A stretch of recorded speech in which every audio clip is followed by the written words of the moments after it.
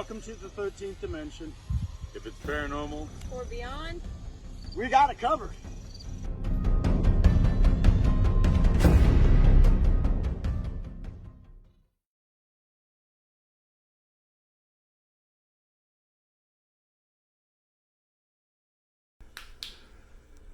We're here.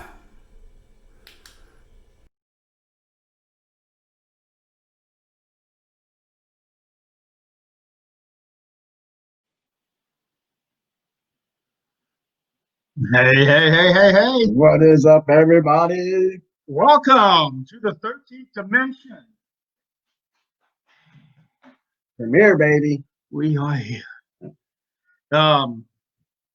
We had an opening video prepared, but unfortunately we were unable to show it on this thing. But I think I got it uploaded onto the 13th dimension page. It was supposed to be a nice little opening there with the commercial and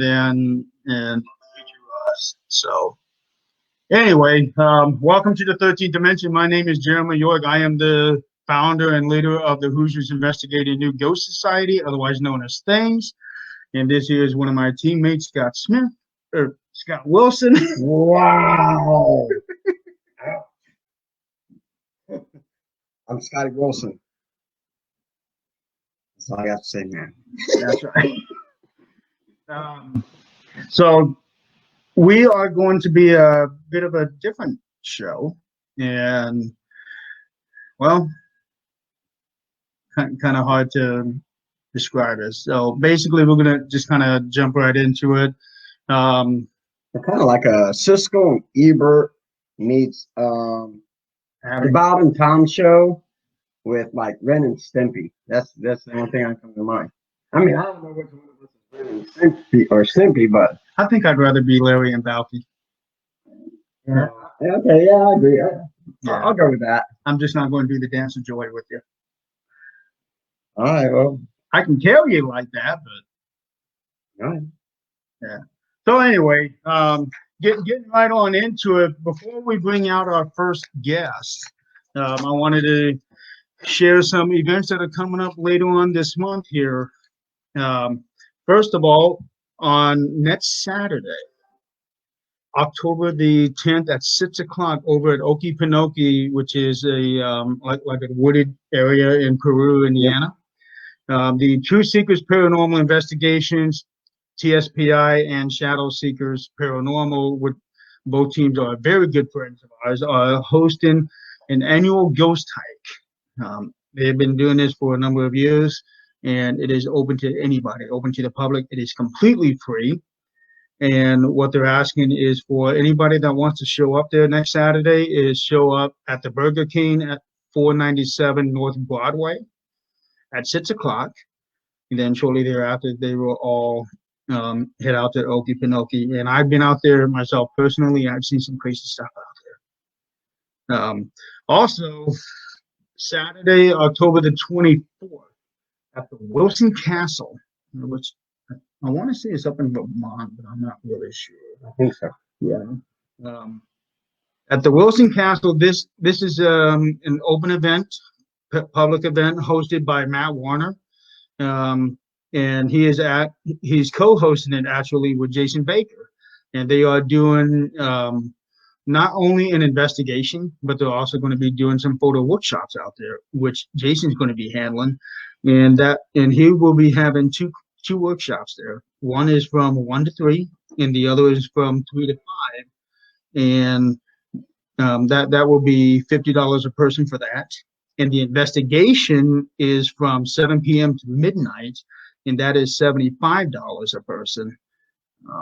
But there is an option for the VIPs where you can be able to stay overnight, and that'll be $125.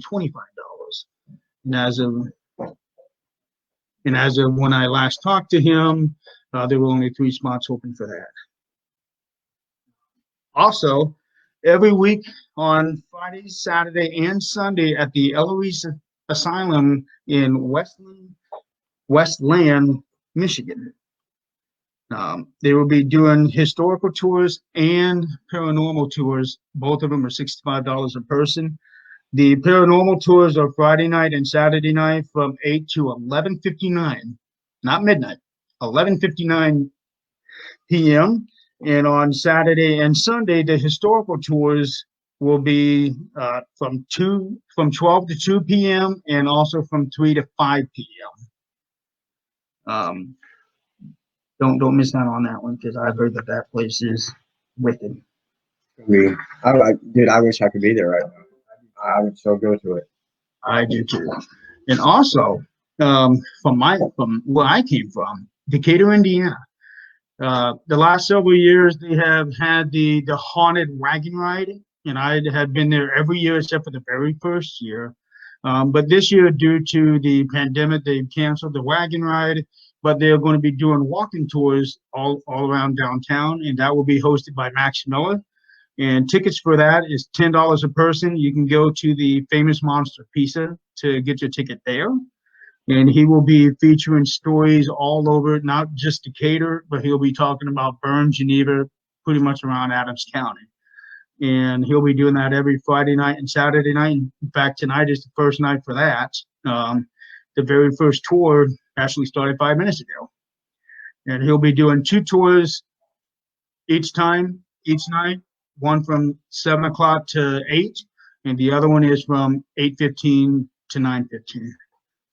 And then finally, we have a book to promote. And this just came in to me earlier this week by my good friend Rick McCallum. He is a Hollywood stuntman for a lot of the horror movies out there.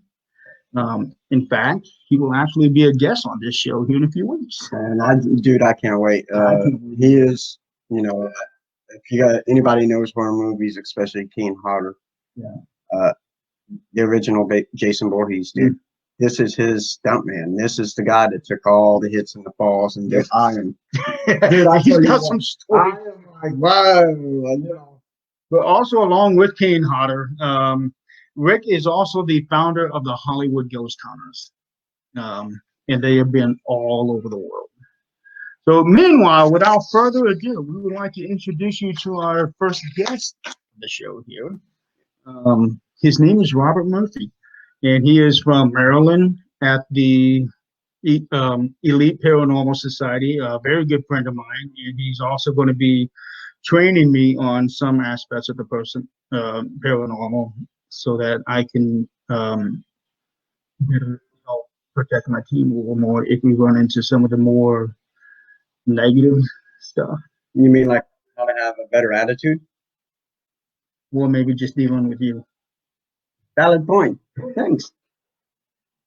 So anyway, yeah, I'm excited.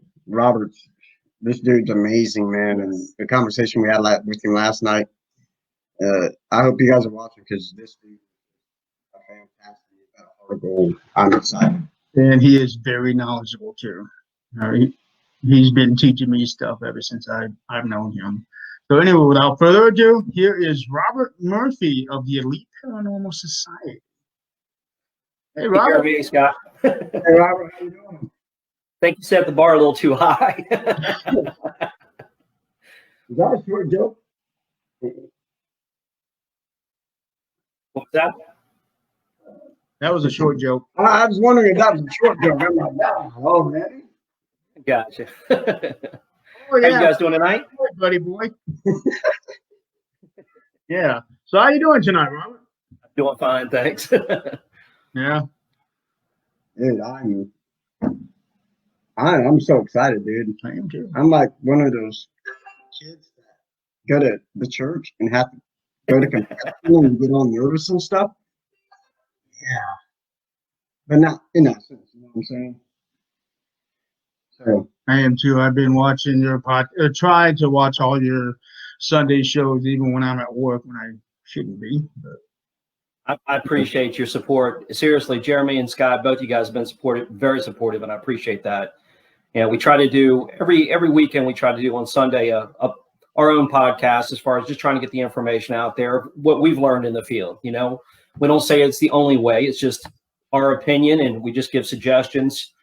So people don't try to shortcut the downfalls, because we've learned, we've done all the downfalls. We've made the mistakes. So we learn by that. And so we try to share, try to make us, other people don't have to go the same way. Yeah. Well, I can definitely tell you, myself personally, I have learned quite a bit from your shows. I look forward to them every week. Whether I'm actually able to watch them or not is a different story. But I just love watching it because it's so informative, so educational. I appreciate it. That's the goal. We're just trying to give back. It's my way of giving back to the field. I appreciate the information. And starting out, where do you get your information? Unfortunately, it's really hard to get credible information. Everybody just wants to kind of repeat what they've heard, not what they have learned in the field. Right. Right. Yeah. Well, you're definitely somebody that people need to learn from. There are a lot of people out there who think they know what they're talking about when really they don't. But you are not. That's not you. You know what you're doing. You know what you're talking about. Yeah, absolutely. And at the same time, just as much as, I feel confident in what the parts that I do know, but I'm always willing to learn. That's the biggest, a lot of people get into the field and there's some very knowledgeable people, but then they stop their learning process. They're like, no, it's always this way. Well, you'll find out in this field that things can teach you that way you thought it was doesn't actually, it doesn't work that way. Right. It don't. In this kind of field, you're continuously learning something new. Just when you think you might have something figured out, and something else comes up, and you're like, "Oh man, I just learned." Definitely. Equipment's always evolving, and the technology's getting newer each day. It's just you're always learning. So there's people that don't know a whole lot about you, Robert. So can you tell our viewers a little bit about yourself? And sure. Been in paranormal, as far as when we say everybody wants to know how long you've been in the paranormal field. I've been in paranormal field as far as actually studying the paranormal, as far as taking recordings and doing investigations for 15 years. Unlike a lot of people, I started out when farthest I can remember is when I was 7, started having experiences. At this point, I don't have abilities, like a lot of people. There's a lot of people that do have abilities. I don't claim to, and I really don't want to. Right. I got into the field. Eventually, I joined one team. I was on that team for about 2 months, long enough to know what I don't want a team to be like. So I created my own team. I'm my worst critic. I always want to do better, if that makes sense. We started off with the flashlights under our face, the Halloween look to do our investigations. Yep. You look back at those, you go, wow. That was actually what I was trying to do in that one video I made today. But it's a learning process. But my biggest frustration is why we do so much training, when we try to share as much as we can. And again, I don't say it's only my way. It's just my opinion. I am opinionated about some things, but again, I don't claim to know everything. So went ahead and I put together my team. Fortunately, we've been very successful. We started out originally like most teams, as far as trying to document, people calling you up saying, hey, I'm not crazy. Can you just, but I swear I've got something in my house. Can you see if it's there or not? And that has transformed to now where we're at for separation, where what I do quite a bit of is I treat locations. I help people treat locations, treat people, individuals, people that have attachments.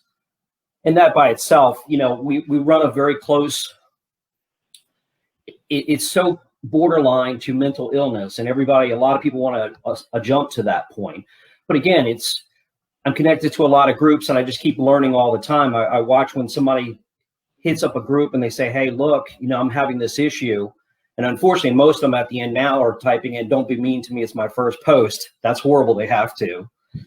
Yep. But so many people are like, you need to get a mental checkup, physical checkup, medical, blah, blah, blah. A lot of these people that are, when you start getting into the field, and again, going in our direction as far as actually treating a location. When you have a family that is living in one room, has been living in one room for months because they're absolutely terrified of their house, they don't have the money to be able to move. You know, everybody says, well, I just moved. Well, everybody doesn't have the money to do it. So, yeah, that's my big goal. That's the biggest thing I have offhand, is helping people.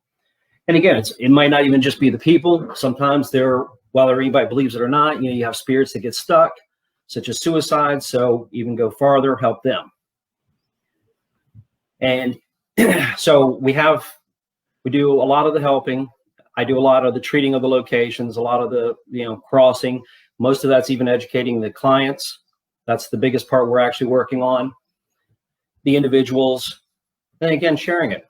You know, love going on casual investigations, but there's so much that's actually out there residential wise. I really don't even need to go to a paid location. It keeps us pretty busy. Absolutely. I mean, I've been in about the amount of time, about 15 years, and you know, starting out, it was definitely different. I mean, go to cemeteries and this and that, and every once in a while, you would get somebody a residential case and get the chance to go in. But now it is absolutely different. I mean, I think more people are aware of what's going on in their surroundings and stuff. And like you said, a lot of times they just want answers, you know, on everything. So absolutely, dude.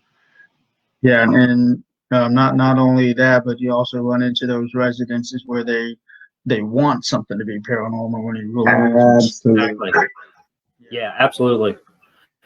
You know, and that's part of what we do. You know, in ours, we started live streaming early on before most teams started live streaming, because we also want to put the integrity back out in the field. I'm all about integrity. I want to make sure that if you can debunk something I'm doing or something one of my team members are doing, wonderful. Jump in, debunk. I don't want to find out 5 years later that, oh, we were fooled. It really wasn't paranormal. I mean, if it's actually happening. And we do use the flashlight. Somebody say, well, they got remote controls. I take the flashlight physically apart, put it up to the camera lens, and put it back together, set it back down, start using it again. You're welcome to try to debunk anything. I'm perfectly fine with it, you know. But the integrity, getting it back into this field, is also another big drive, because there's so much fake stuff out there, and everybody wants to be able to say, hey, I caught this and it's paranormal, you know. The reflections, the dust, the pareidolia. So again, it's just trying to get people up to a higher level. Yeah, that and a lot of times they just don't want to accept the truth of that, and they will fight you tooth and nail. Yeah, it is paranormal. It is this is but no, it's an app.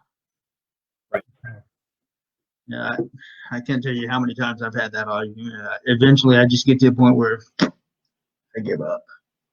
I don't even bother arguing. If somebody's a skeptic, be a skeptic. If somebody wants to believe, believe. I'm just going to put it out there. You decide. I'll give you my honest opinion. If you don't want to accept it and you want to swear up and down it's paranormal, help yourself. It don't affect me. Yeah. That's all I can do for you. You know, how many ghost videos is actually a spider or a little gnat or something on top of a camera lens, and it looks clear, like people assume the ghost is going to be. It looks like it's moving around when it's actually just on the camera lens. See them all the time. But again, some people will not discount that and go, oh, no. Especially when you see the spider web kind of swaying. If it's on my camera, that's a broken camera. I ain't lying. It's going bye-bye. Yeah. There's actually a video that I saw. It was one of those shows. There's like fact or fiction. I think it was fact or fake or something. There was one just recently that was out last year, I believe. No, this one here was a few years ago. It like Ben Hansen and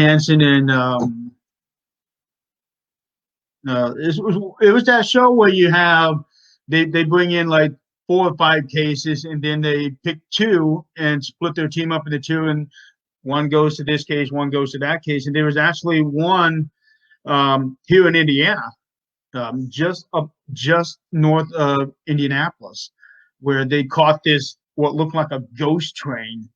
They go through that. I remember this. Yes, I can't remember the name of the show, and we'll have to get it for him. But I Yeah. absolutely remember this episode.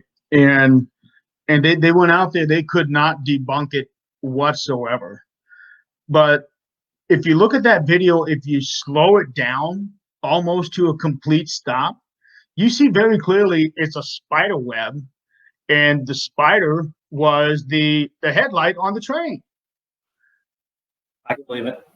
Yeah. We shoot, obviously the CCTV cameras in the dark, they go black and white. So you have shades of gray, basically. We had a camera outside, and lo and behold, we had no idea what it was at first. But it looks like, if you remember Star Wars, when it starts out, it's very far back and it gets bigger as it comes to the screen. This was a prism. It was the different colors of a prism that would do that and move back and forth, even though everything else was black and white. It was a spider web. Just happened to catch the light at the right way. Yeah. Yep. He said Star Wars. Uh-oh. Uh-oh. He was playing Star Wars Risk with his son last night. I saw that. Yep. You got some shout outs that you want to do? Oh, I do have some shout outs. I want to shout out to my little buddy, Mateo. He's my little TikTok buddy. Thank you for reminding your mom all week that we are on tonight. I've had that. Oh yeah, dude, that is amazing. That's my little dude right there. I want to give a shout out to D&D Woodworking and Crafting for these awesome cups. Dude, these are amazing. Need anything, I can let one of us know, and we can get you in touch with the lady that's been doing stuff. Yender Graphics, my buddy Rodney Migrant. He's making me a 13th Dimensions decal for the back of my van, dude. He also does shirts and hats and just whatever you need. So, he said you need something, get a hold of me and Jeremy. We can get you in touch. And dude, I've got to give a shout out to our researcher, Crystal Kohler. I mean, she's been working hard, doing shirts and stuff for us. Yeah. And she's done a lot of shirts for us. I got to give it to her. I mean, she's really, if it wasn't for her and her husband, Tim, that couple has been amazing, and we absolutely appreciate everything they do. And you, Robert, dude, to have you as our first guest, dude, it's amazing, dude. And an honor. Yeah, absolute honor, dude. It's my honor. I appreciate it, guys, very much. Yeah, we've been talking so long about how we wanted to do this show here with you, and basically the best thing, as far as what you've been teaching us, is how important it is to come to a conclusion on a residential case and resolve what their issues are. And it's very clear that you have been doing it. You have been documenting that. I'm not seeing that very much anywhere else, honestly. No, not really. And it's not in his compassion for it, right. His compassion to help people. Mm-hmm. Yeah, most teams, they just go out there, do a one-night investigation, go over the evidence, come back. Yeah, your house is haunted. No, your house is not haunted, and then boom, they're gone. You actually go back to a location however many times you need to. I think it's a big unfortunately, it's a misconception at thinking, hey, if I just call a team, they'll be able to take care of whatever the issue is. And, it's really so divided up. You've got the guys at teams that do it for fun, and that's okay. If they're in for it for fun, that's great. But should they really be taking a client at that point? Then you have people that just they're really detailed into their research. Know a couple, obviously, John in particular, very, very detailed in research, which is great. You got the other people that are there to document. Again, a team that documents, great. So for the original, we used to get those phone calls or emails. Hey, I just can you kind of check this out? Because I just want to prove I'm not crazy. I know something's happening in my house. And you have plenty of people that will live with it. But what happens to all these other people that are having some crazy unexplained, and some of it is not paranormal by far, no question about it. But they can't debunk it. They don't know, but they're just freaking out. Who's helping them? Right. And unfortunately, I mean, you do have people out there that say, you know, I'll do it remotely for you for $2,000. You know, it's unfortunate. There's always some out there. Yeah, that is true. I've run into a number of them myself, and it's never a pretty situation. You know. Because all they're doing is just exploiting the client's fears. Exactly. And now you've got, you know, all these teams. The more teams that go out there, eventually people are running into issues that they can't handle, but they don't, even team members, the teams out there, they don't even know who to turn to. And you have a team member that's staring in a corner for 45 minutes, nobody can get their attention. There's probably something seriously you need to check on. Right. Some of these things can be extremely detrimental to people's health, including their family or friends that are around them. So. And, yeah, you know, and I think that's what one of the most important thing is. So I guess my question is, how important is it to you when you go to do an investigation to get the history of the place that you're going to? It's a double-edged sword. As far as for me, I just condensed my team. I had a researcher on the team. If I have a researcher actually research, I'm the only one that hears anything about the location. If I'm going to a location that is possibly demonic or has something really crazy going on, I want the factual documentation. I don't care about hearsay. It doesn't do me a whole lot of good. I understand the clients are having issues, but is there any factual issues that have happened that are documented? You know, one location that we had several suicides inside the house, one outside the house, a couple of strange fatalities of people falling down the stairs.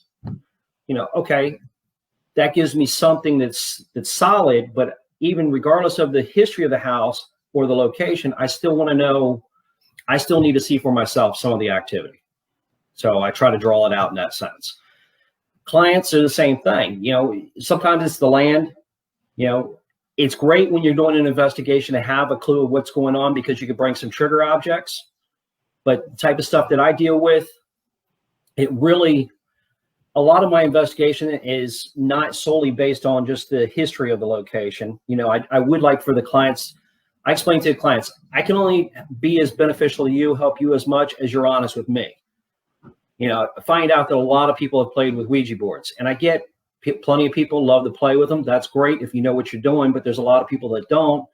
This has been, you know, the activity builds up, but they're embarrassed that they were playing with the board. That's a good piece of information to have, so I have an idea of what I'm dealing with. That makes sense. Yeah. More so the people that are having the issues I want to know about. Absolutely. Absolutely. Yeah, so you've already kind of touched up on what my next question would have been, is how important to do the pre-investigation interview with the client. How in depth do you try to go as far as getting answers, so that you know how to go about on your investigation? Obviously, each investigation, each client is different in their approach. And I've learned over time how to weed out those that we were talking about earlier that just want the attention. They want to pretend there's something paranormal there just to try to get you to come out and spin your wheels there because they think it's all cool. There's plenty of questions when you're before I start the investigation, the interview that I have is, you know, I'm certainly looking for, number one, is there children involved? Number two, is anybody being hurt or influenced in a serious manner? That's really going to take me one way or the other. And when I'm doing an interview, originally when I started, I would just let the client go ahead and start telling me, well, people that are, you know, they want to pull something over on you, they've kind of have their train of thought going in one direction. So I'll ask different questions, just kind of step out and just ask a question. You know, if somebody's going to say, oh, there's something really bad here, whatever, you know, you ask for the activity, but then you can change it up, you know, even asking about their animals. You know, I don't just throw everything and believe that something's happening. You know, if they can tell me certain things about an animal, if it's a very bad location, I'm looking to find out, are there any animals being hurt or dying? Are, if they've got a dog, did it suddenly come down with cancer? If they have a cat, did that cat suddenly, unfortunately, lose its life? That's going to give me a good idea of what's going on.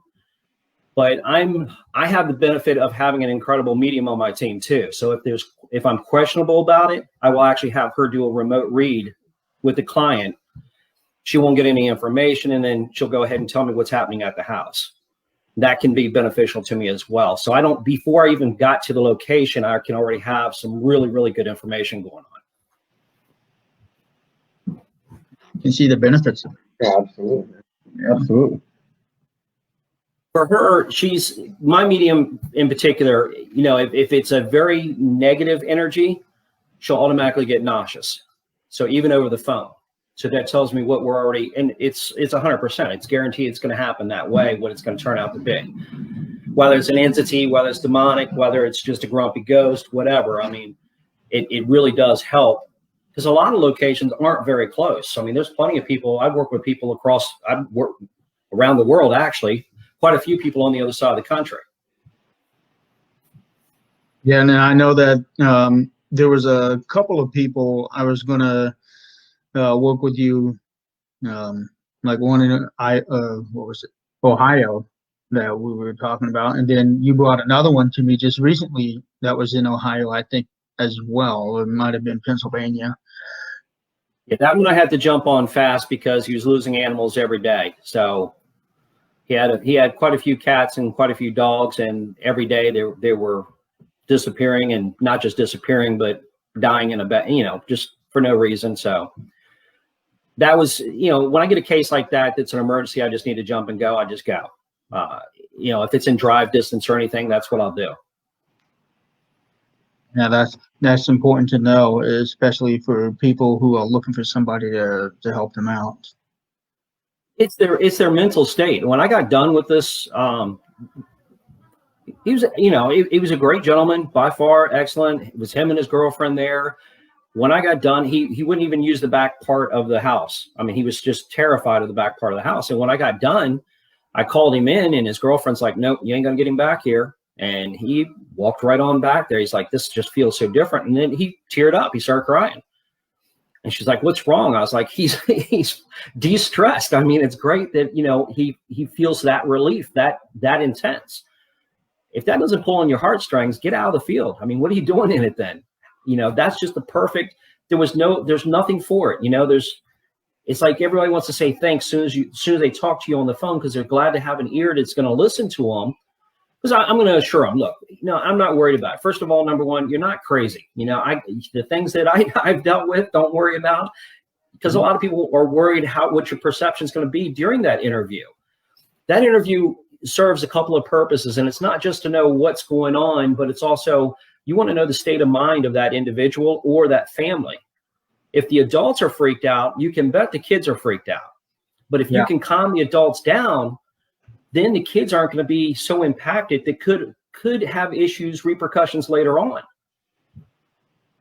And then at the same time, you want to start building some credibility with that client. You want to turn around in very negative situations. I will go ahead and let the client know, look, now that we're on the phone, you're reaching out, the activity is going to peak up.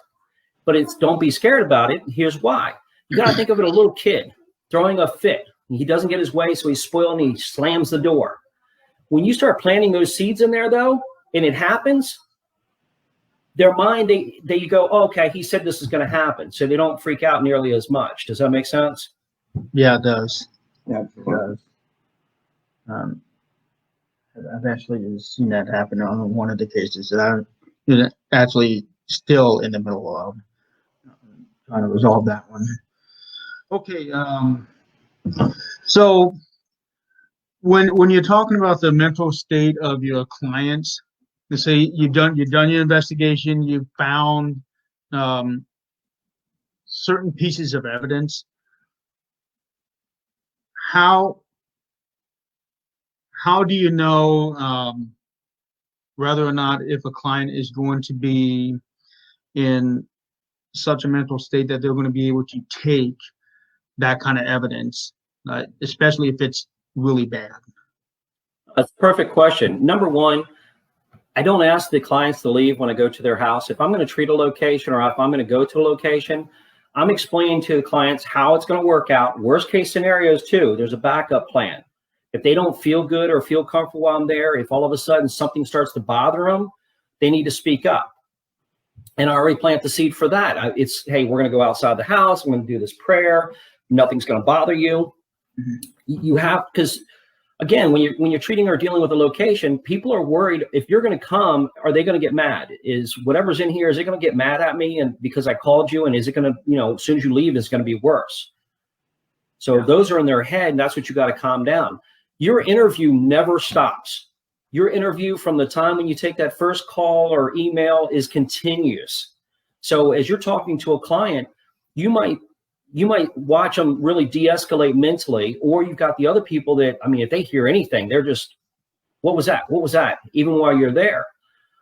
So honestly, there's cases where you're not giving the evidence. If I get out, okay, it doesn't mean it's anything bad there. That's just probably a grumpy ghost that we're scaring the heck out of because we just came in.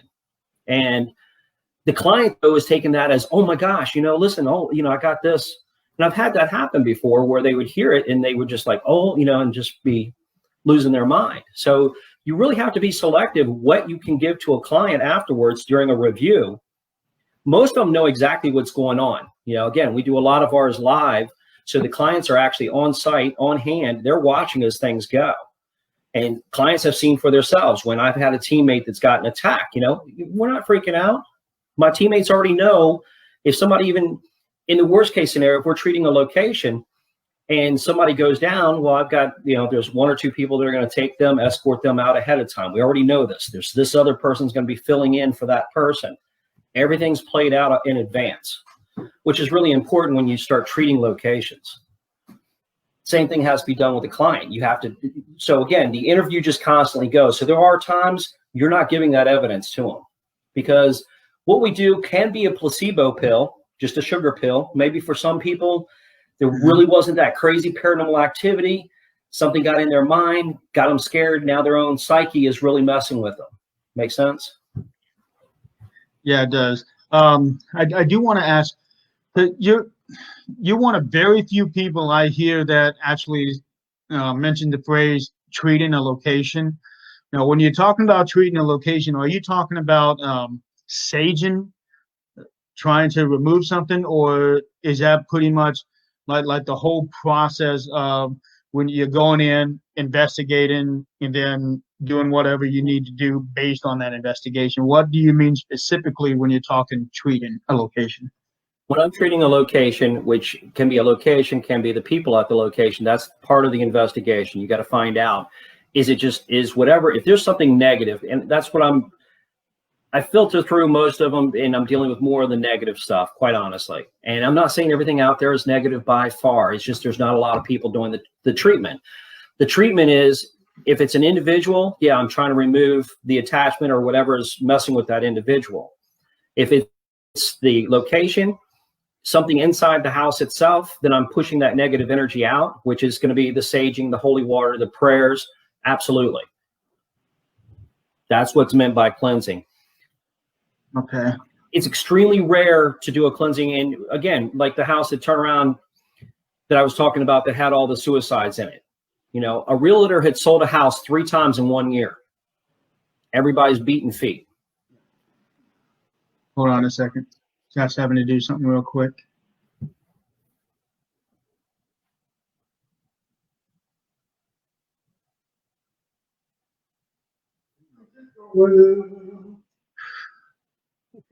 Yeah, this guy's having a little fun over there. Apparently, we've been having some technical issues that has been stemming from his laptop. I apologize. What I love about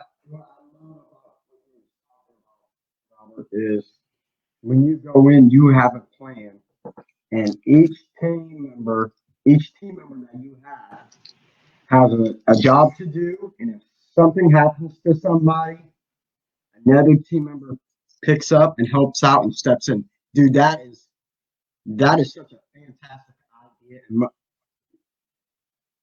Got your voice. Are you eating a Slim Jim? Like, really? Hey, put the mic a little closer to Scott. No. Would this help you out? Oh my God, I love you. You know the way to my heart. Wow. A Slim Jim. But anyways, dude, I love that you have your team like that. And that is amazing. And I don't know very many teams. You're going in and out on your volume. Oh no. Try it Yeah, again. we don't want to hear that. I can hear you fine. Scott, go ahead and talk again. Can you hear me now? Much better. Thank you. Oh, good. It's just him, not me. I got a tiny voice. I'm not going to touch that. I'm not going to touch that comment. It's unfortunate. There's a lot of people out there looking for help, and there's just recently some of the ones that have called me. I had one that they actually have a team right in her town, which her town is only a couple, miles away from mine. It's not that far, but the team there, the person she got a hold of was like, well, you need to send us a video with all the evidence that you see that's happening. You need to do that. I mean, gave her a laundry list of things to do before they bother even listening to what's going on. So there's a lot of that happens out there. Just try to minimize it. And then again, there's people, a lot of people online want to go, first thing they want to go to is mental illness. One of my best cases was a gentleman who was legally mentally ill. And there was a woman who was watching all the time. It was one of her relatives. She always watched my shows, and she started hitting me afterwards. She started messaging me and talking about her relative, and he was thinking about some dark stuff to get rid of whatever's there. He was tired of it, and yet he was mentally ill. So most people won't touch that. I started talking to him, and he was a little unsure about whether or not to trust me by far, starting out. So I didn't push it, but he kept coming back. And then before long, got him off the edge of where he was looking at doing something bad. And then probably for a few weeks, almost a month, we didn't talk. And then he hit me out of the blue, and he's like, and he's an older gentleman. He was living with his parents, and he's got kids that are grown. And he said, look, I'm okay, Rob. If it's me, that would be okay, because I'm mentally ill. So I guess I'm just crazy, and that's okay. But what do I do when my mother is being dragged across the floor by her hair? I mean, I'm her son, and I can't do anything about it. So you get somebody in that type of situation that nobody's going to touch because he's technically mentally ill.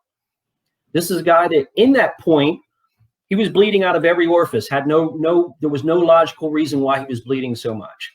Doctors couldn't figure out anything. So I send a lot of care packages out, which is the holy water, the prayer, the sage. I send it to people all the time. It's free. I just send it out to them. I can guide them across, even if I can't be there. And this was one of those cases. And he really wasn't looking to go ahead and have to deal with this activity. He's been getting thrown down left and right. Of course, they're trying to blame it as his mental state. And, the guy's going through an awful lot. Long story short, he finally goes ahead and sages the upstairs, the main floor, up to the basement, but he's scared of the basement. He doesn't want to go in the basement. He gets everything else done. All the activity drops. He doesn't bleed anymore. All the activity just completely stops. Then I'm like, look, you got to finish. You got the basement. You got it down to the basement. You need to push it out. And about a week later, he's like, he hit me up and said, look, I had to run down and grab a can of tomato soup or something for his mother. He said, do you think it would have left? I was like, no, I didn't leave. I said, now you open the door, you definitely, because I used the sign of the cross with holy water, make a seal. I said, now that it's there, if you don't push it out, you're going to have a problem. He's like, that's fine. I'll get my cousin. He's a priest and he doesn't believe in this negativity. I said, okay. By the time he was done, he got thrown on the ground a few times. The priest absolutely believes in demonic energy, and the Amish were working at putting the door back on the house, a new door, because it just blew it right off the back. Wow. Now, did I see that? No, I did not see that. Absolutely. You're absolutely right. I did not see that. Here's a guy that was so scared, but yet they've never had an issue in that house again. Never. You know, hey, if that was a sugar pill for a guy that's mentally ill, okay, wonderful. And it's cool because he just reached out just recently. Yeah, that's the one thing I like, because it's not there's never just one solution to solve every case. Exactly. Yeah. Most people believe that you got to do it for, that it could take months. Don't get me wrong. Every case is unique to itself, but it's rare. Attachments are the hardest, especially if you have somebody with drug addiction. That's one of the hardest things to get off. I've got one that I have not, and I've got one that waiting to find out what's going on. I've got one location where I've got something on the outside of the house that's going in and out. I treat it for something negative, and it's something grumpy instead. It's human. But a couple of times, let's just say what I've done has not worked twice out of God knows how many times. So normally it's one visit and it's all over. Now, if that's in their head, wonderful. If that actually got rid of something, I don't care, as long as they're back to living. Right. And you're right. Most teams, when they hear mental illness, a lot of them won't jump at it. But I think with today's society, mental illness there's more of it than what people talk about than what there used to be. So I mean, the fact that there are teams out there that's going to jump in and go and help with people who do have mental illness, dude, that's absolutely amazing. And like you said, even if it gives them comfort, to start living a little bit more, dude, that's a great job in itself. That's what it's about. Because I actually, the residential case that I'm working on, when I called her after she initially reached out to me, I called her that day, and she said immediately she felt better because I was listening to her, and just that alone made her feel better. And then when Scott Smith and I went over to her house to talk to her, she was, yeah, not Wilson. Yeah. Now, this is Wilson. The other one, he's worse than me. That's me. It makes a difference. I'm arguing that one. I'm short. Small Scott. So. And he's big Scott. Yeah. But when he and I went over there, just talking to her, you could tell that she was on edge by what had been going on in the house. Can't do anything with you anymore. What can I say? Yeah. But just us being there, talking to her and listening to what's going on and explaining certain things, she was feeling a lot better. But we still gotta do what we gotta do. Investigate and come back. In fact, I'm supposed to schedule another appointment with her, I guess you could say, right, for me to go back there and do some EVPs. But you could tell from the moment that I talked to her up until now, she does feel a lot better because we are being there for her and helping her. Yeah. So that's definitely one of the most important things there, making sure that the client is taken care of. Unfortunately, too many people don't follow up with the client. Yay, we got to go investigate. We had a location. Half of them don't turn any type of evidence back over to them. Don't give them a real rundown or a review. And at the same time, they don't even follow up to find out, hey, did the activity pick up after we left? Are you guys okay? Just to make sure. And that makes a world of difference, like you say, with somebody's comfort level. Yeah, and I know that she and I converse every so often. Hey, how are things going? Well, things have picked up, or it's kind of died down a little bit, but she lets me know when things happen. Excellent. Yeah. How do you deal with the different vulnerabilities in a client? Clients that, part of the process, again, I've even put a person on the team before, not as a team member, but to desensitize her to the paranormal. You know, get them around it in a controlled environment with people that can help them out so that they don't panic nearly as much as they used to at prior. It's learning the clients. I mean, you really have to learn the clients. And again, education is number one. Yes. When you educate them, knowledge is power. If you want the clients to go ahead and regain their power, you have to make them knowledgeable. All of them are going to go online. They're going to look stuff up online, and then they're going to freak when they read everything. They're going to put a post out in a group, and everybody's going to say it's a demon.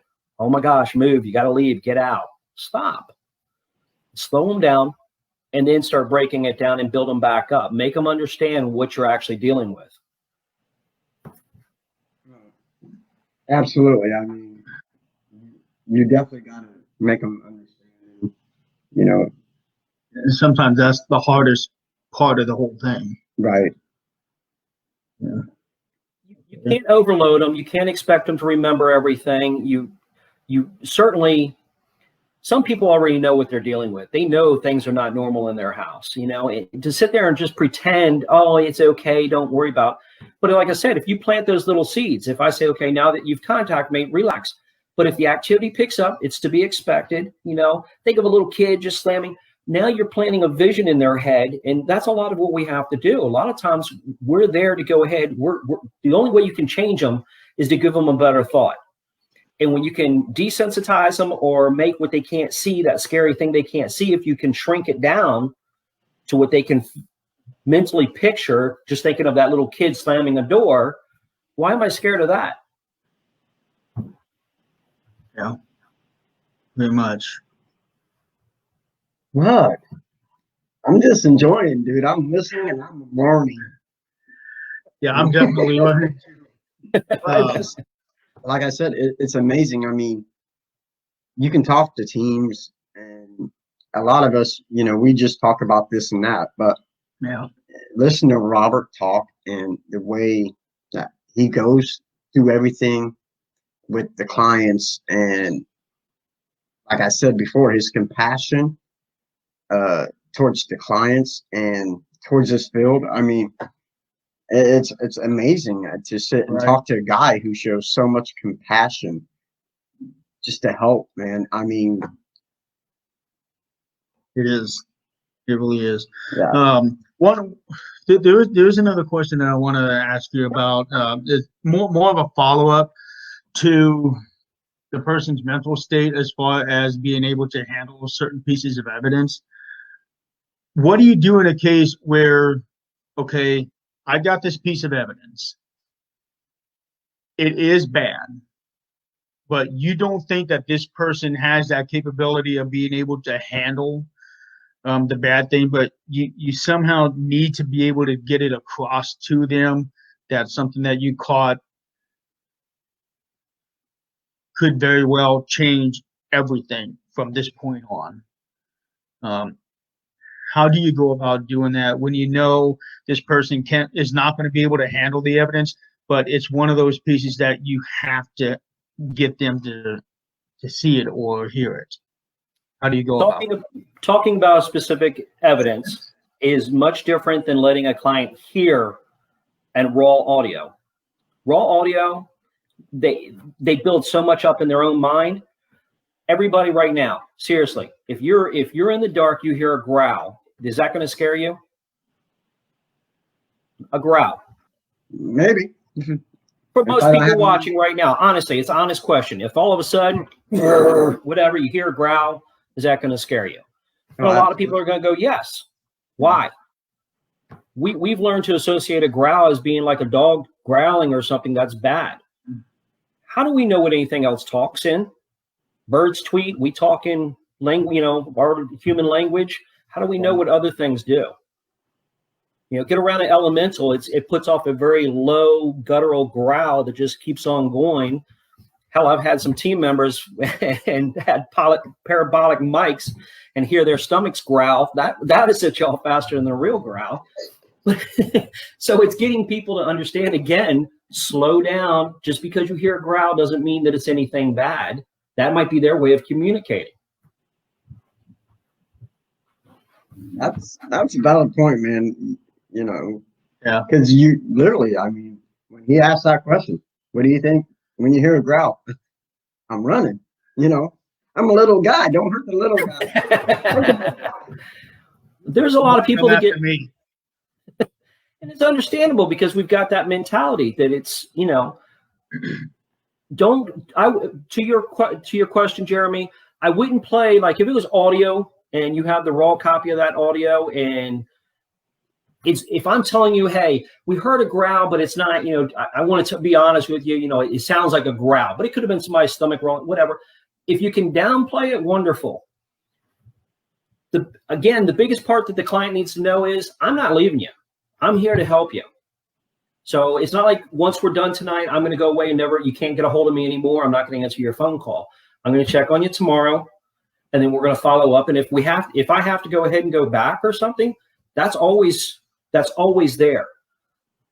There is an exception to that. If we clear everything out and everything's been done, quiet, no issues for months, and then you decide to go ahead and start getting your recorder out, start investigating your own house, you catch that EVP that's now a growl or says get out, and you freak out, that's on you. I won't go back. You know, if you're there, I had another place where the daughter was being harassed by this unseen negative energy, and pretty righteously. I mean, it was definitely something going on, and get everything, knock it out, no problem. Then the woman's son, his girlfriend, wanted to practice black magic and started doing things, and then things picked back up. So she's like, I need you to come back out here. Sorry. My team members, it's all their free time. I mean, they're doing it for free. And I explained to everybody, if you open it back up, shame on you. You know, learn what you're doing first before you try to go ahead.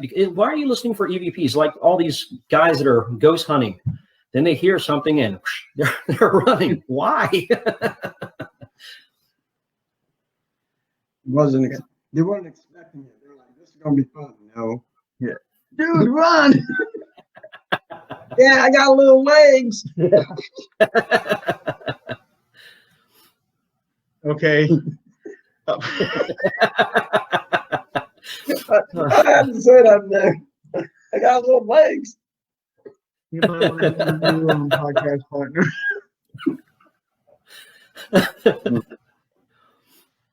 Nah. Okay. So have there been times where you withheld evidence from a client? Yes. I've had clients that would just freak out if they heard whatever they thought they heard. It could have been garbage, and they would read into it. You know, it has absolutely. I've even made a client upset before because I've not turned in the evidence to her because she would just lose her mind.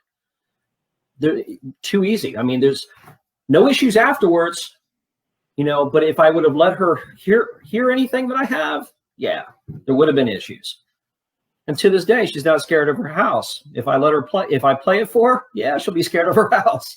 There's nothing bad there. It was residual. There's a difference. A lot of people make the mistake, again, you got two different types of energy, two categories. You've got residual, you have intelligent. Residual is just going to play over and over. Residual can be an apparition, disembodied voice.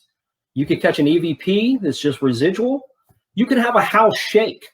It's just residual. It's not an earthquake. You could swear you just felt that house shake, and it's just a residual energy. The footsteps at night, always at around 8 o'clock, you hear the footsteps, like the boot steps going up the, you know, how many times have we heard that? Most of the time it's residual. So again, it's getting them to understand what's residual, what's intelligent. Again, education. Yeah, education is very, very important. When you're also talking about the different types of hauntings, what do you do when it comes to trying to treat a location that's a poltergeist, and to an even more extreme if you find something that actually truly is demonic? Poltergeist, for what everybody talks about poltergeist, crazy movement of objects and material in the house, I ain't never run into a poltergeist case, quite honestly. I've seen where things have been stacked. I've had things stacked in my own house, but I haven't seen, and I'd love to. I mean, trust me, I'm the one person that will be running to that house. I would love to see a poltergeist, It just, to me, you have to go at it. The biggest part of treating it is also up here. You have to have the right mind to be able to treat a location. And in that, if a lot of people think everything bad is demons, you got poltergeists or demons. Well, you're missing the entities that are different from a demonic energy. You have the shadow persons that people freak out about that are not bad, even though a lot of people think, oh my gosh, I even saw one with red eyes. It's okay, relax. They're more of the observers. But with the entities, even Native American spirits, you want to talk about something that can be hard to treat because they don't just stick with the inside, they will mess with the outside as well. So it's categorizing it and finding out what it is. An entity has there's a few different telltale signs about an entity than a demon. And that's what you got to know. A grumpy ghost, people will often think is something really bad in their house. I call it grumpy ghost syndrome. What we came up with, because it only makes sense. You hear about these people that move to a house, they start remodeling, and the activity picks up. Have we all heard that? Mm-hmm. Yep. Oh, yeah. Now, let's put yourself, again, quit thinking like we are right now. Now, you're the person who built that house. You lived in that house all your life. You love that house. I don't care if you died at a hospital. I don't care where you die. That was your house. That was your happy place. Now, I come in, you die, you pass over, whatever. I come in, and now I'm going to start building and knocking down walls. Are you going to be happy if you're actually still there as a spirit? Yeah, what are you going to do? You're going to want to stop me. You're going to want to scare me. You're going to want to move something. Not every ghost or spirit can go ahead and do the same thing. Not every one of them can move something. Not every one of them can make a sound, whatever. But eventually they're going to try to get you to stop tearing up their house. That's their house. So that's grumpy ghost. It's not, they could even scratch. They could scratch on purpose. They could scratch accidental. But people will freak out. Gosh forbid, what's the longest 3 fingers on you? Everybody talks about 3 scratches. Well, the longest fingers you have are the center 3. The other 2 are a lot shorter in comparison. So you typically get 3 scratches. Big deal. A lot of people want to say that's demonic. Stop. It's not the mocking of the Trinity. It's not uncommon to get 3 scratches. But getting people to understand that and to de-escalate the situation, again, is the biggest fight. So I've always wondered about the 3 scratches, and I've heard so many people, 3 scratches, it's very negative, could be demonic. Yep. I never really knew one way or the other. So I'm glad that you said that, because I never thought about, these 2 not being able to reach you. We assume so much. We're assuming. Scott, you look at Jeremy, where the outline of his shirt is, right? Absolutely. Okay. Now, a ghost we think of being kind of translucent. Can we really distinguish exactly where the edge is? What if it's in reverse for them? What if they can't actually distinguish exactly where the edge of our body is? And when they're trying to reach, they're actually reaching too hard, and that's what creates the scratch. Just saying, food for thought. You got to think outside of the box. Who's to say we could be the ones that look more translucent to them? That's a good way of putting it. Dude, Hey, Scott. Yes, sir. Scott, Yes, sir. knock on the desk. I'm sorry? Okay. You do 2 knocks, right? Some people do 3. Right. But 3 knocks is supposed to be the mocking of the Trinity again. Big deal. Teaching you a lesson. Okay. I didn't learn that back, so we're good. And I love how you're talking about entities and that. So what if you're at a location and you try to get rid of an entity, but it don't want to go? I mean, what are your steps? Are you might burn the house down? I would. I'm just kidding. I wouldn't burn the house down. No. Knock on wood, I haven't had that yet. but I would just go back and redo it again. What I do believe in power in numbers, and when we do them live, I'm up for it. I don't care what anybody's religious faith is, whatever they believe in.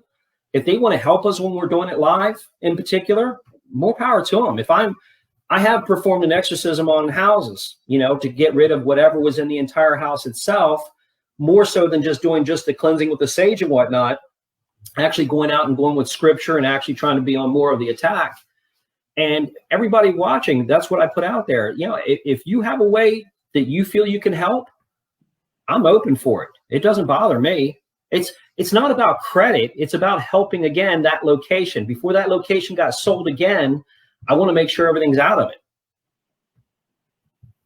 Okay, so what happens if you run into a situation when you are doing the exorcism on the house and whatever is there doesn't want to go or will not go? What do you do at that point?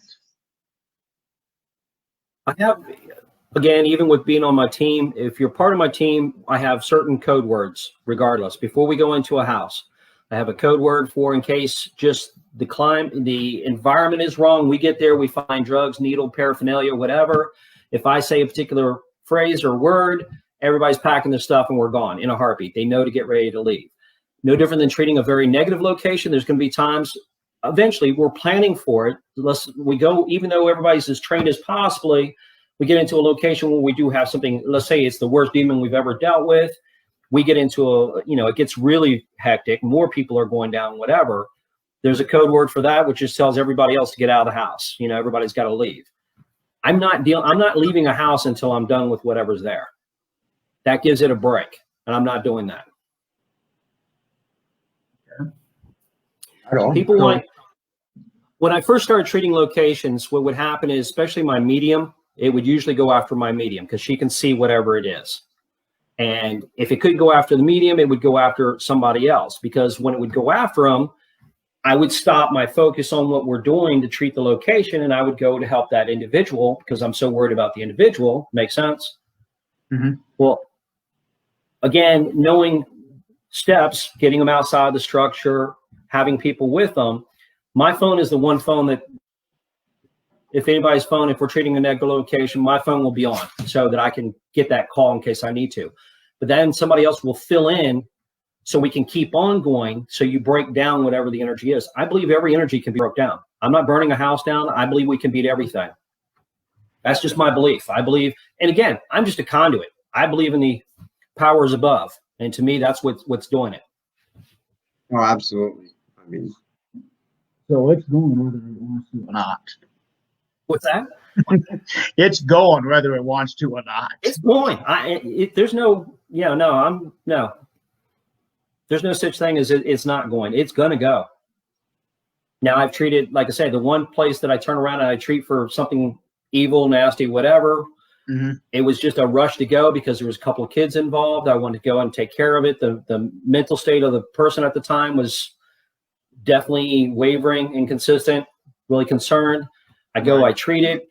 Things kind of calm down, but it's that kind of things are still going on outside, and come find out. I'm not looking to push out the positives. I'm not looking to push out. Every time we go to a location where there's something negative, and I don't care if it's demonic, I don't care if it's entities, so often there's other energies there that are positive, especially relatives looking over the family or whatever, watching over the family, trying to help protect whoever, but nobody ever talks about that. I'm not trying to push them out or anything. It does take out some of their energy, but they know while I'm there. Mm-hmm. The part that really blows your mind is even in the really nasty locations, they know we're coming before we know we're coming over there. It's bizarre. And you can get into locations when you're dealing with something extremely strong where it can actually reach out from the location to influence, to try to prevent you. oh no. Okay. We just lost you there for like the last 5 or 10 seconds. You said to try to prevent you. I saw the flash. I was like, oh no. Yeah. There's energies that can actually reach from a location, and it will try to influence you as far as to scare you, intimidate you, so that you don't come to that location. That's a really good indicator of what's going on. My team medium, we have a location that we're going to be dealing with. There's definitely some activity. And before, she ended up doing a read over the phone. And when she does a read, she only gives a first name and a phone number. I tell her nothing. And then she goes ahead and gives the read. As soon as she gave the read, then things started happening. She's laying in bed at night with her husband. The blanket starts getting pulled off of her. She's like, you know what? She keeps thinking it was her husband. So she grips it really tight. Like, I'm going to spin him right out of this bed. He gets pulled again. Her hands going. She's fully awake watching it. And that blanket goes off. She's like, yep, like a gymnast, I probably didn't touch 2 of the steps going down the stairs. I was done. So she's up like 3 o'clock in the morning. She's done. One point she's in a room where she does a lot of her reads at. Her coffee cup, it's only a Keurig, so it doesn't get that hot, starts bubbling. She's like, what? And she's like me, I turn around, put my finger in to see if it's really that hot. And of course it stopped. What a lesson right there. Well, she tells me about these different things. In the morning, she's getting dressed and she's putting her makeup on, whatever, in the bathroom. And the kitchen is right outside the bathroom. And then her husband says, are you really going to go with Rob to that location? He always goes anyway. He knows. I mean, we're very close. She's like, of course I am.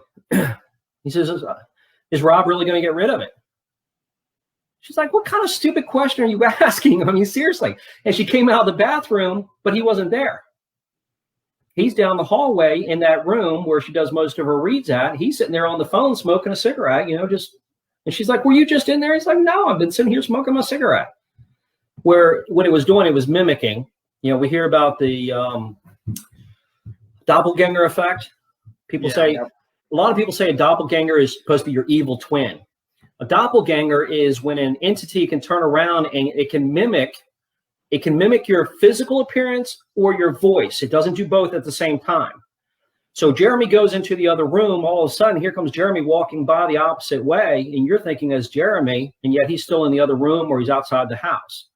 Or you can hear somebody call your name, and it sounds like your kid, and it's not even your kid. It's actually... Yeah. See why I love it? You see that face? Because, yes, that has happened at my house before. And my wife, who is witnessed this before, and it's happened twice at my house. No, I think she still is. Think so? Yeah, to some aspects, yeah. But and I'm okay with that, But yes, that has happened twice at my house. There's a lot of people that have experienced it. It's not always bad. Again, it doesn't mean that it's anything that's going to be anything horrific. But when you start combining everything that's happening together, then she had some stuff while she was driving her truck on the mountain. She has to go down a mountain. And that was some really bad stuff that happened then. Okay. Yeah, I'm good. So with all the years that you've been doing this, and no doubt you have treated many locations. There are so many people out there that are very quick to say, this is negative, this is demonic. Would you be able to give like a percentage of all your cases that you have done since you started? How much has actually been truly negative and how much has actually been truly demonic? Yeah, I've had 9 demonic cases, and entity-wise, there's been various to one level or another. Percentage-wise, it's higher now only because that's what I'm targeting. In beginning, the percentage was probably about 5% of anything really negative when I first started, and I was just doing the documentations and whatnot. But now word of mouth is getting out so that I'm getting the more... I got a gentleman who just lost, it's his second horse that he's lost. His dog suddenly has cancer. He's got all kinds of things happening at his house, crazy light shows, weird smoke, just out of nowhere. When that gets my attention, I'm already going, all right, this sounds good. Not so much for the client, but, to me, it's like Christmas. So again, you have to have the right mentality about it. But don't go by what I'm saying because I'm talking about a lot of negative. That's just what the field that I work in, you know, no different than when you have an entity that's attached to a person, you know, they start hearing voices after people are scared to reach out. So they start hearing a voice. Can you imagine hearing a voice 24/7 in your head? You put headphones on trying to drown it out so you could try to finally get some sleep. There's steps that things that are negative take. And one is divide and conquer. You know, so if there's a lot of relationships have gone by the wayside because of the divide and conquer. All of a sudden, somebody gets the real bad attitude, and it's only when they're in the house they get a really crazy bad attitude. Snap, nasty, just horrible. A lot of times, that's a negative energy trying to create distance between the two. Then it can go ahead and deal with the one person and really mess with them. Then it breaks up the sleep habits. Wants to break down your sleep. Breaking down your sleep breaks down your mind. So it's knowing these different steps that are going to happen at locations that you can't overlook. Okay. So settle this once and for all. Yep. With some of the, like some of your worst cases that you had. And when people watch movies like The Conjuring or the Amityville Horror, and we see what they do in the movies, anything like that actually happen on your cases? I can tell you everything you can imagine in a movie and a whole lot more actually happens in real life, not in the way that it happens in the movie. You know, of course, they put all the wonderful music to it and everything else. Yeah. I have not seen somebody who can actually go ahead and get levitated up, although, you know, there's plenty of documented cases, and I don't doubt it for a heartbeat. As far as people talking and all of a sudden talking in crazy voices and just, if Scott, if you two, you're going to go in on a case, and Jeremy, you're sitting in a recliner. I walk in with this gentleman. He's in a recliner. Looks like he's immobilized. He looks like he's just drugged out of his mind. Things have been happening. His best friend, stop. his best friend actually calls me and sets this up. So I go to this house with another person. The other person is part of the clergy, but doesn't look like clergy because he's wearing khakis, camos. So the idea is not to go in. It's whether or not this can sense what's going on, whatever's there. We don't know if it's mental. We don't know if it's really a possession, what's going on, okay? Go into this location, and it didn't take too long. I noticed every time I walk past him, if you're under possession, it sees through your eyes. Whereas when it's on the outside of you, it can see everything that's going around. So it's kind of vulnerable in that sense. So while if you could picture Jeremy right now just sitting in a lounge chair, when I get a look to a person like that, I'm going just outside of their eyes, like to their shoulder. And every time I would touch this guy, he would start panting like almost like a dog. I mean, he's just and just go, and all of a sudden comes the voices. And, you know, some of them were extremely loud. His friend hit the ceiling a couple of times when he screamed, you know. And there's a few things that I will say and in Latin, and he responded in a heartbeat and was just going to town. I'm laughing because it sounded like The Godfather. I mean, to me, it was funny as hell. What, did he say take it to the mattress? I'm just the worst part, which the best part, but it was, again, it's lessons that we learn. You know, you can't underestimate what can really happen.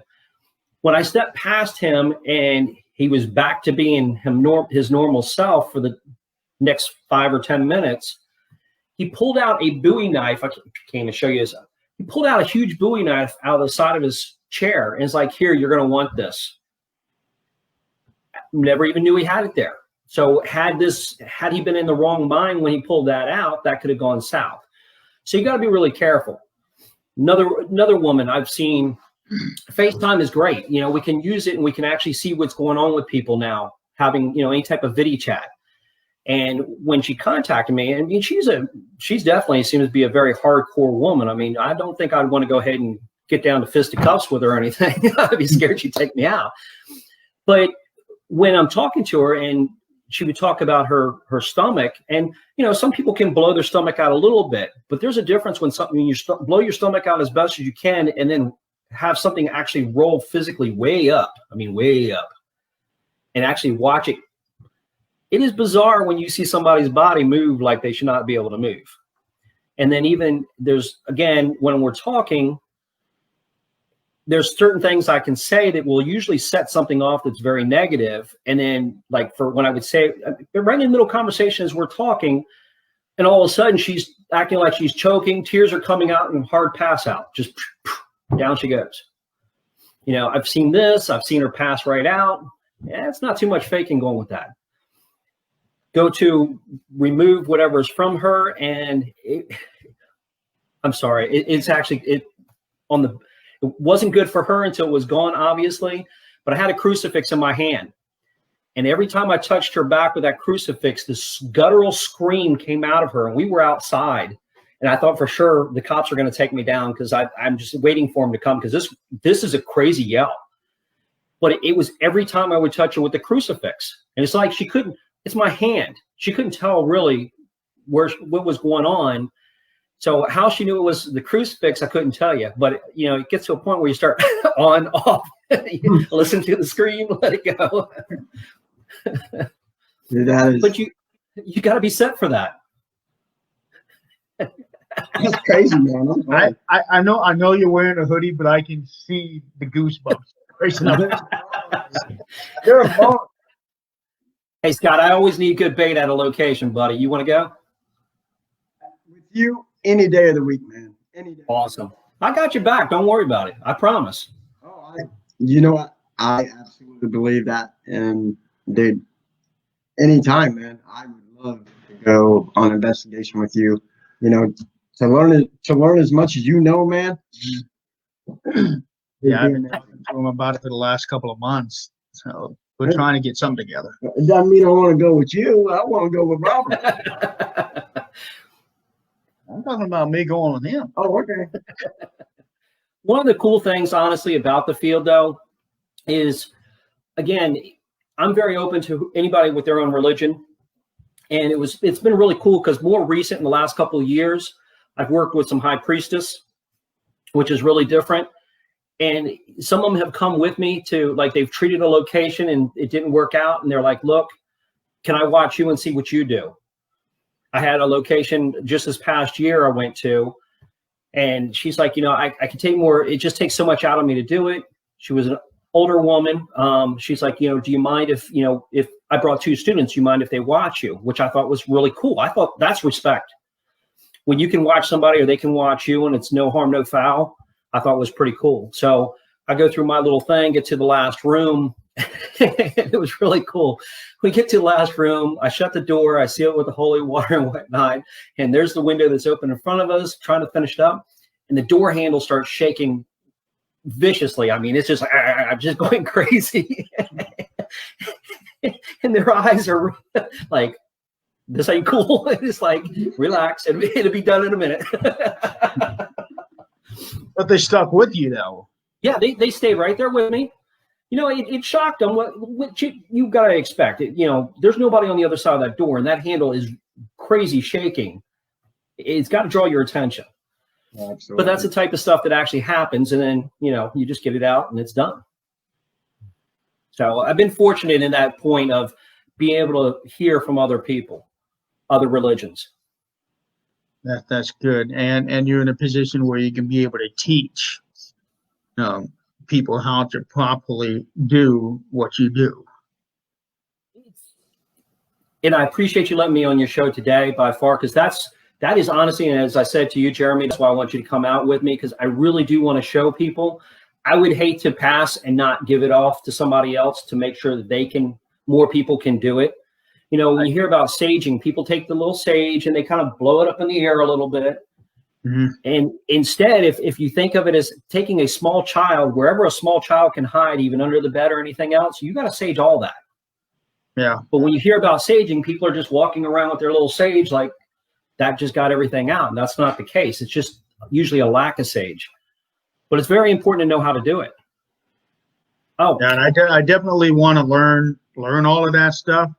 And I can't think of anybody better than you to be able to teach me that. So I'll be glad to. Hey guys, I got ahead of myself. I need to make sure that we give a shout out to the winner because I'm giving away the modified IR webcam. 2 minutes left. Yep. Yeah. Sorry about that. That's okay. Chris Nora was the winner as far as for who actually shared the most. My Chris from Good job, Trinity. brother. I had Congratulations. 2 other people that came really close. I'm going to give them cameras too, the webcams. Earthbound Voices Paranormal, and Sam Thomas. Right at the end, she slipped in right so close. 3 people did really, really well. So Chris Nora, Earthbound Voices Paranormal, and Sam Thomas. And now I've got a bunch of different names in here.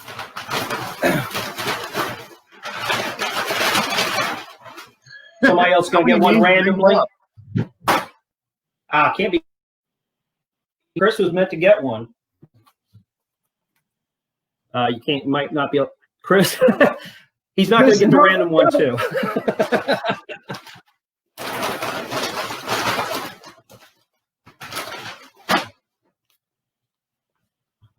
Alston Rhonda, Alston Rhonda, Alston Rhonda. She will also get one. So 4 people got a modified IR camera.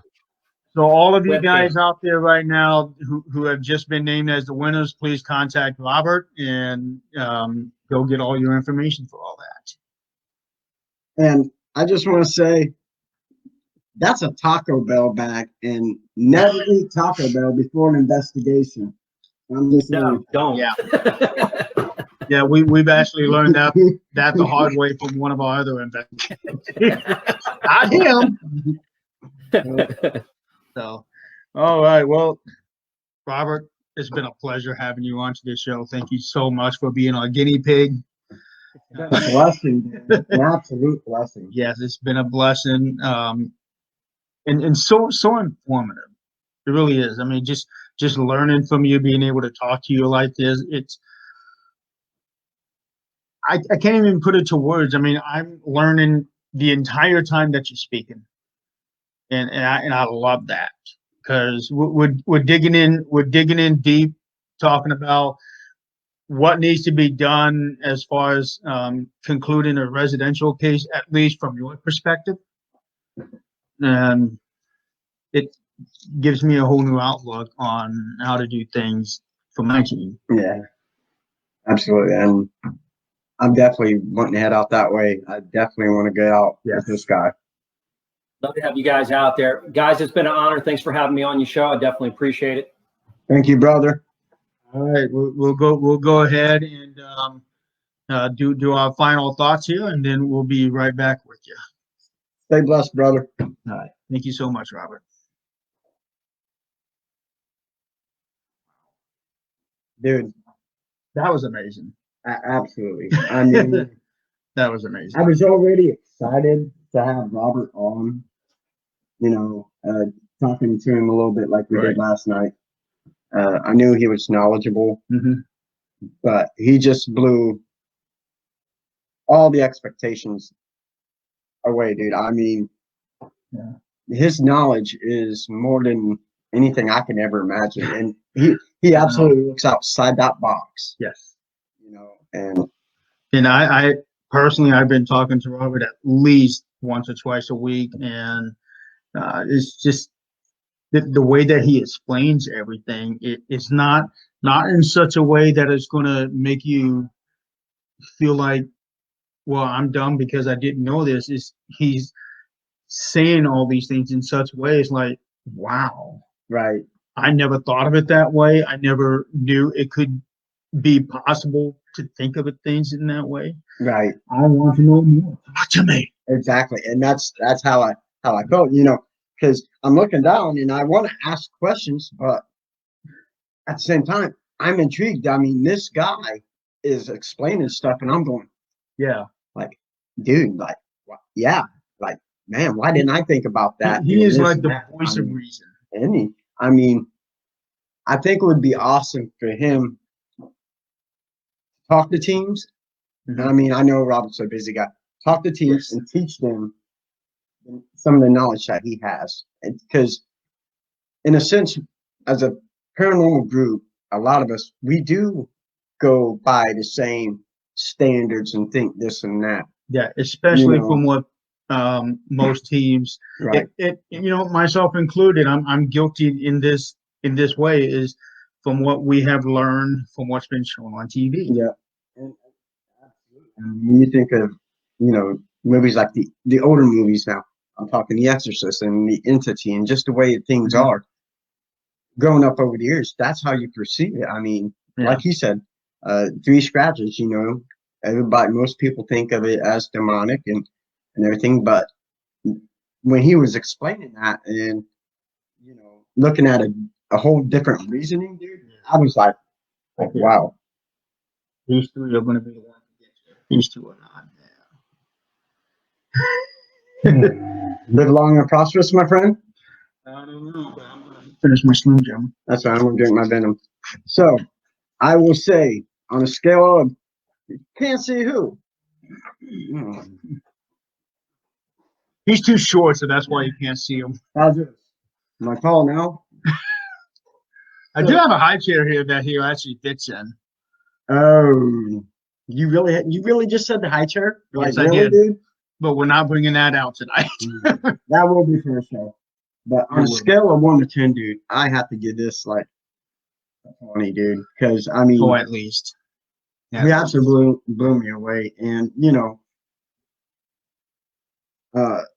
just everything about him was it was amazing. I could only pray that I could be as good an investigator as he is. Or even half as good. Exactly. I mean, Yeah. And just what he just did. I mean, with the IR cameras and promoting and sharing, dude, he's off the hook. And if you guys are not following the Elite Paranormal Society, you need to. Yeah, there are 2 pages. Guy. I mean, yeah. There's one page where you can go and like. Yeah, sure. Thank you, Misty. There's one page where you can go and like it and follow it, and there's also a group page that he has where you can go in and join it and learn from them there. So definitely go to those 2 pages. Also check him out. He puts a lot of things on his own personal page, and he also has his own media page. It's Robert Murphy, ESP, Paranormal Investigator, something like that. But he also has that as well. We gotta at least try and share anything that he does. Yes, for his pods, and we'll share that on our page as well. Absolutely. I was thinking before we go, I think I'm gonna find a booster seat and have 13th Dimensions put on it. I will look tall every time we are on the show. And you know what? He's going to do it too. I know it. He's going to do it. I will. I'll find one. So for all of you guys who have tuned in for this show here, thank you so much for watching. Thank you guys so much. We are so blessed. Yes, for all of you guys that have been supporting us and shares, thank you again. I want to thank Chris. Yep. Thank everybody. The members of the Hoosiers Investigating the Ghost Society. Thank you guys for your support.